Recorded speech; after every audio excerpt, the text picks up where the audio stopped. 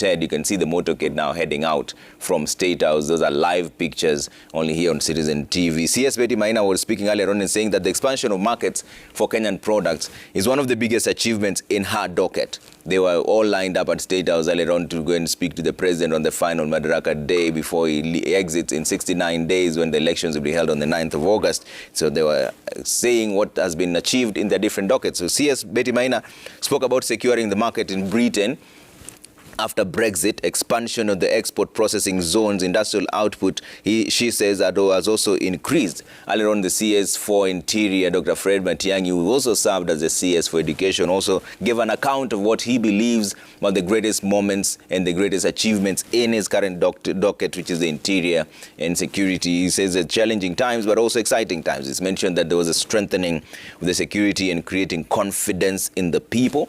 He did admit, though, that terrorism still remains a threat, but he mentioned that they are ready for any security challenges. He also mentioned the registration of persons being improved so far and having different stations where people can now get their passports within one day. He also highlighted the employment of security police officers. He said that there were more than 10,000 every year, and in the 10 years now, that could add up to about 100,000 police officers. He said that the number of police officers to persons being guarded has reduced, the ratio has reduced vastly from 1 to 900 to 1 to 600. He says this only happened during this regime. It is almost a showcasing of what the president has managed to achieve in his 10 years tenure as the head of state. And it is expected that also during this Madaraka Day, he will speak about those achievements himself during the Madaraka Day that is happening at the Uhuru Gardens. This should be through the State House Road as they're heading straight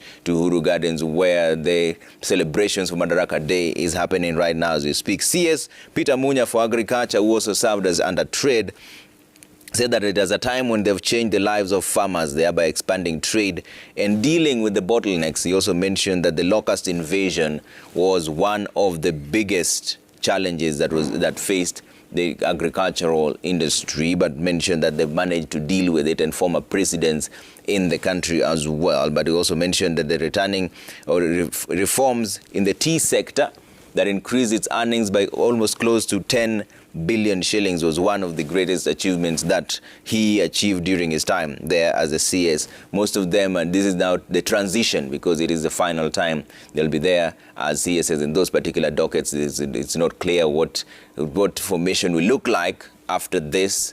But there's a transition government coming through on the 9th of August. There'll be a change of guard there. And that's the reason why the president, speaking to them earlier on, had thanked them for the service and also mentioned that he has steered the country in the right direction for prosperity. Over at the Uhuru Gardens, there are quite a number. The guard of honor is already there waiting to receive the president. The NMS boss was seen there earlier on. The service commanders have already arrived. The deputy president is also there. It's a delegation of about 30,000 people waiting for this final day. They were speaking earlier on to our teams on the ground.